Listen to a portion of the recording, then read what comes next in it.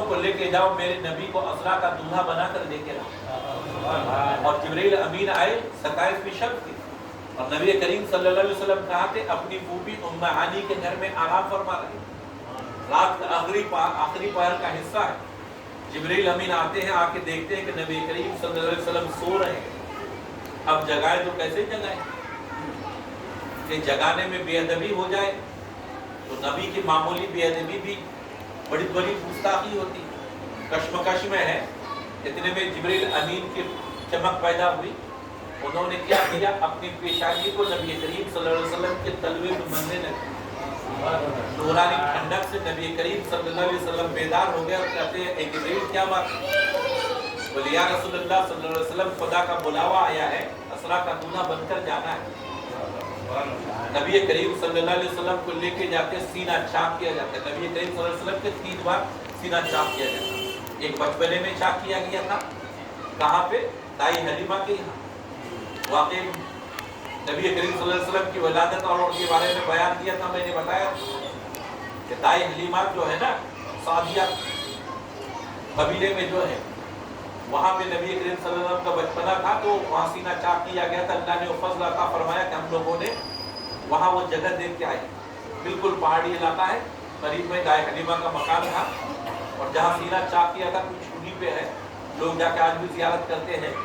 अल्लाह ने हमें वो नेमत अता की कि हमने अपने माथे की निगाह से उन जगहों को देखा है। बहरहाल उस वक्त चाक किया गया था। दूसरी बार चाक किया गया था जब नबी करीम सल्लल्लाहु अलैहि वसल्लम पर वही नाज़िल हुई थी, उस वक्त, उससे पहले। और ये तीसरी बार चाक किया गया, आपने ज़मज़म से गुस्ल दिलाया गया और फिर उसके बाद नबी करीम सल्लल्लाहु अलैहि वसल्लम को जन्नती लिबास पहनाया गया, असरा का दूल्हा बनाया गया। एक पॉइंट की बात यहाँ बताना चाहता हूँ, नबी करीम सल्लल्लाहु अलैहि वसल्लम के पास जिब्रील अमीन आए थे तो देखा तो नबी सो रहे हैं और मेरे आका क्या फरमाते हैं कि मैं सोता हूँ, मेरी आंखें सोती है, मेरा दिल बेदार रहता है। कि मेरी आंखें सोती है लेकिन मेरा दिल नहीं सोता है।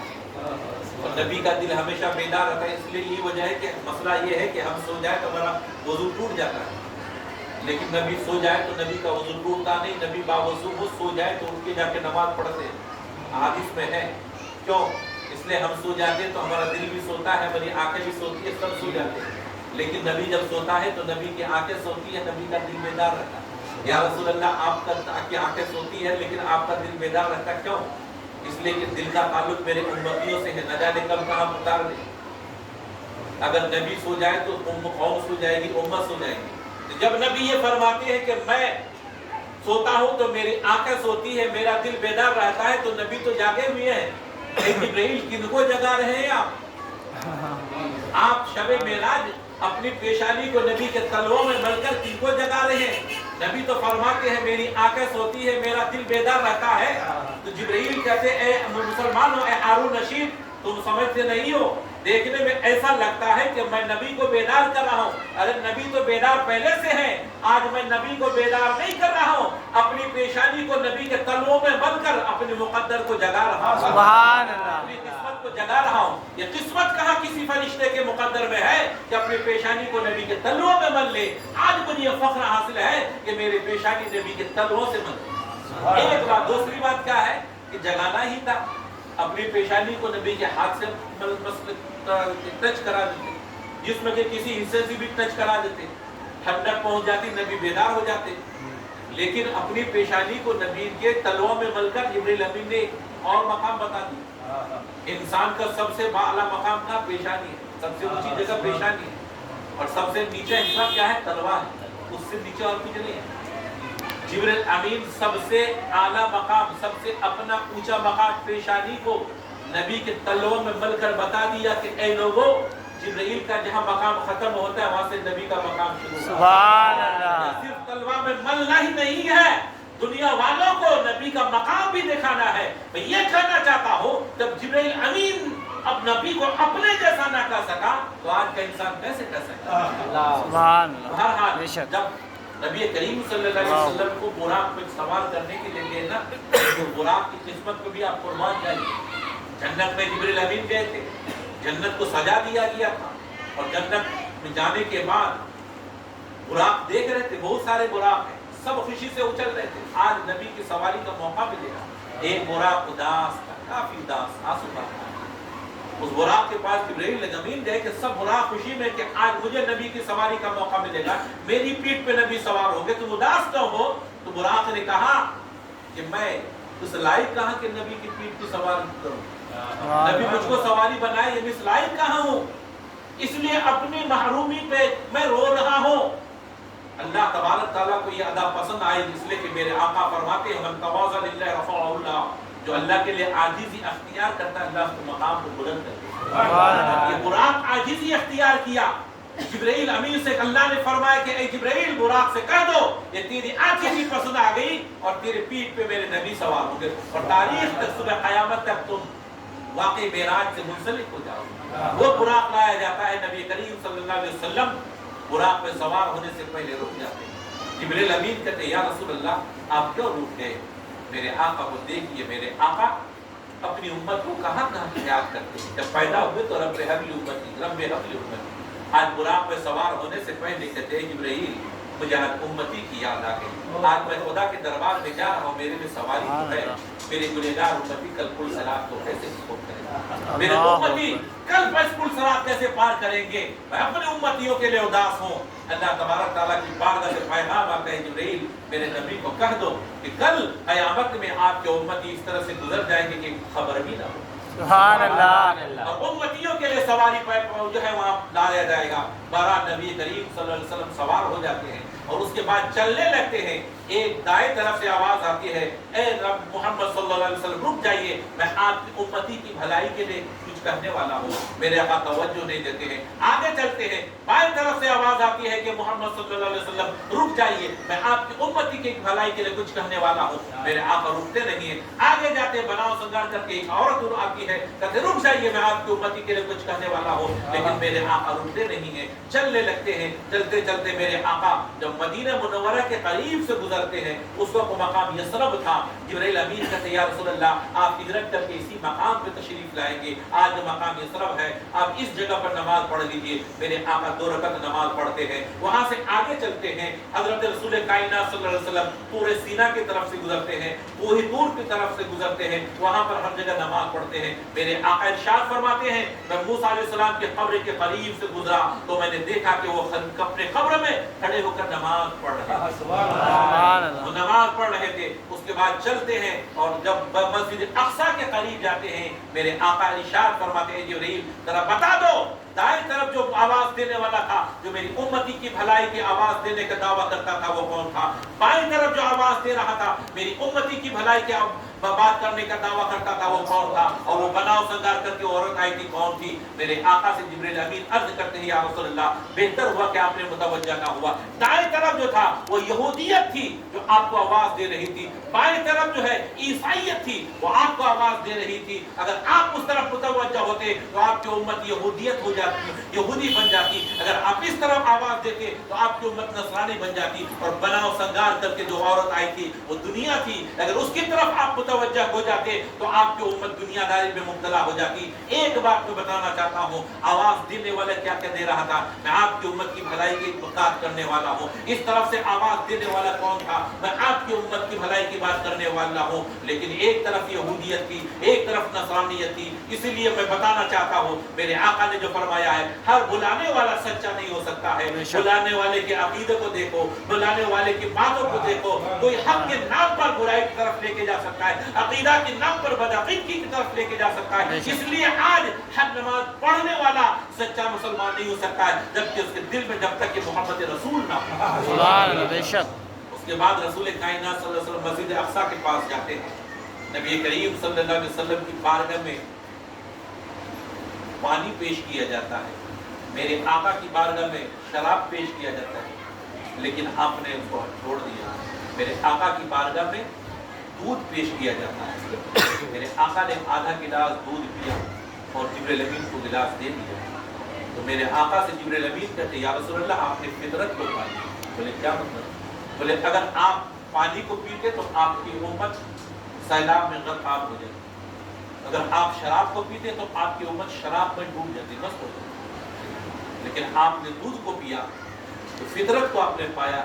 लेकिन या रसूल अल्लाह اگر آپ پورا دودھ پی لیتے نا تو آپ کی پوری امت ایسے بخش دی۔ میرے آقا نے فرمایا کہ اے جبرائیل مجھے گلاس دوبارہ دو، میں پورا دودھ پی لیتا ہوں۔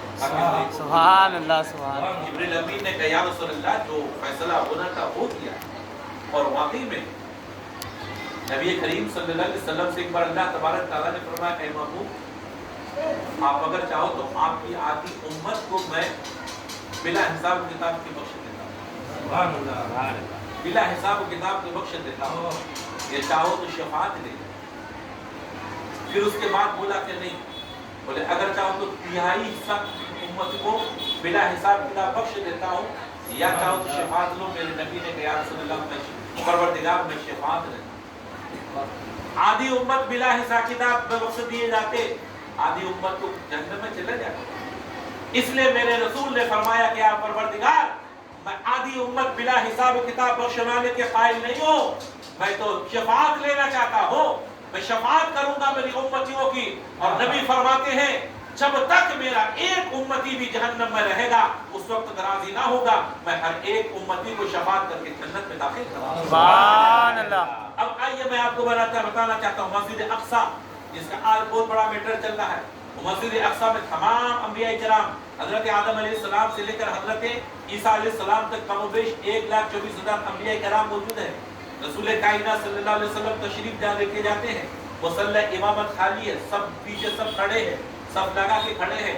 اب مصلی امامت پہ اور وہاں جتنے بھی ہیں نا اپنے زمانے کے سب امام ہیں، اپنے زمانے کے سب نبی، حضرت آدم علیہ السلام سے لے کر حضرت عیسیٰ علیہ السلام تک مقتدی کوئی نہیں، سب مقتدا ہیں۔ لیکن مصلی امامت پہ نہ حضرت آدم جاتے ہیں، نہ حضرت نوح جاتے ہیں، نہ حضرت شیف جاتے ہیں، نہ حضرت نوح جاتے ہیں۔ آتش نمرود میں کودنے والے حضرت ابراہیم بھی نہیں جاتے، بے مثل لہم رکھنے والے حضرت داؤد بھی نہیں جاتے، اس کو جمال کر پہ کر حضرت یوسف بھی نہیں جاتے ہیں، اپنی گردن پہ چھری چلوانے والے حضرت اسماعیل بھی آگے نہیں بڑھتے ہیں، کوہ طور پہ اللہ سے کلام کرنے والے حضرت موسیٰ بھی آگے نہیں بڑھتے ہیں، مردوں کو زندہ کرنے والے اور زندہ بنا کر پھونک کر زندہ کرنے والے حضرت عیسیٰ علیہ السلام بھی نہیں جاتے ہیں، سب پیچھے کھڑے ہیں۔ مصلی امامت پہ رسول کائنات صلی اللہ علیہ وسلم تشریف لے کے جاتے ہیں۔ قربان جائیے اس نماز پہ جس کے پڑھنے والے انبیاء ہوں، پڑھانے والے سید الانبیاء ہیں۔ سبحان اللہ۔ قربان جائیے اس نماز پہ جس کے پڑھنے والے انبیاء ہیں اور پڑھانے والے امام الانبیاء ہیں۔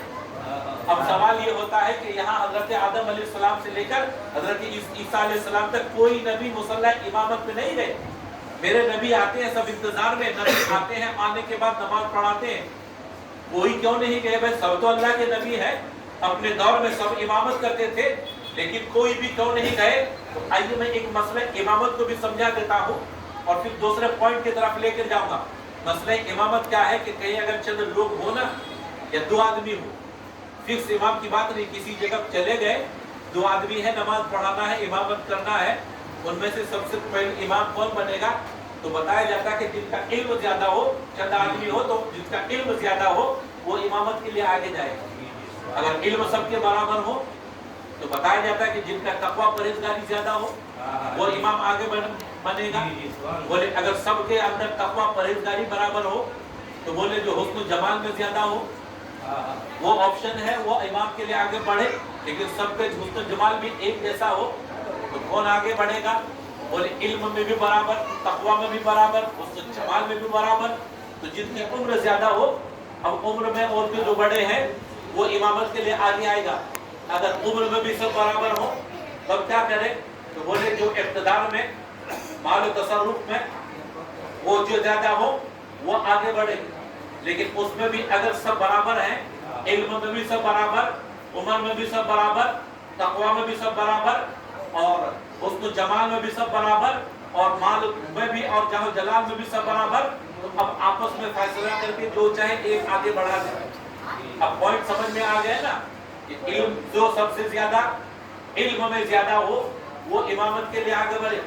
میں نے سوچا آدم علیہ السلام کا علم اتنا ہے، اللہ تبارک تعالیٰ نے تمام چیزوں کو سامنے رکھ کر فرشتوں کو بھی بتایا، پوچھا کہ بتاؤ ان چیزوں کا نام کیا ہے؟ وعلم آدم الاسماء كلها ثم عرضهم على الملائكة فقال انبئوني باسماء هؤلاء۔ اللہ فرماتا ہے کہ آدم علیہ السلام کو علم دیا اور تمام چیزوں کو سامنے رکھ کر فرشتوں سے کہا کہ بتاؤ ان چیزوں کا نام کیا ہے؟ تو فرشتوں نے کہا ला इल्म लना इल्ला मा अल्लमतना, परवरदिगार इससे ज्यादा हम नहीं जानते जितना तूने इल्म दिया है।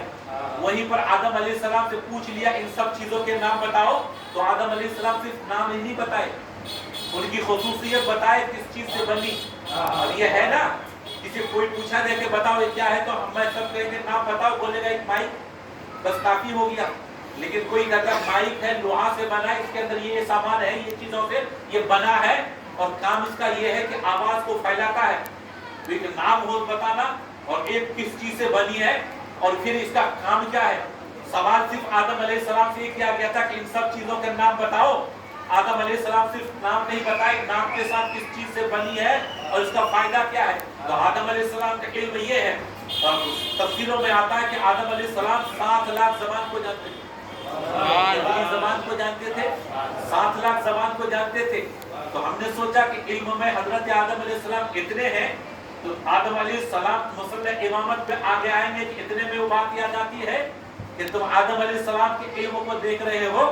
आदम अलैहिस्सलाम के इल्म को देखने वाले जरा सोचो, आदम अलैहिस्सलाम 7 लाख ज़बान को जानते थे, लेकिन मुफस्सिरीन किराम फरमाते हैं कि आदम अलैहिस्सलाम का इल्म मेरे नबी के इल्म के आगे ऐसे है जैसे समंदर में से कतरा। मेरे नबी का इल्म तो इतना है, मेरे नबी आलम माकाना यकून, यानी जो हो चुका है, जो होने वाले हैं। मेरे आका ने एक दिन खड़े हो गए मुसल्ले पे, मुनबर रसूल पे, सहाबाए किराम फरमाते हैं कि मेरे आका सुबह क़यामत तक, पैदाइश से लेकर सुबह क़यामत तक तमाम चीज़ों को बयान करते रहे, यहाँ तक कि ज़ोहर की नमाज हो गई, ज़ोहर की नमाज पढ़े, फिर असर तक सब बयान करते रहे। तो मेरे नबी को ज़मीन और समा का इल्म है, मकीन और मका का, तमाम चीज़ों में। मैंने देखा कि इल्म में मेरे आका बढ़ गए। मैंने सोचा आदम अलैहिस्सलाम की उम्र 1000 साल, इल्म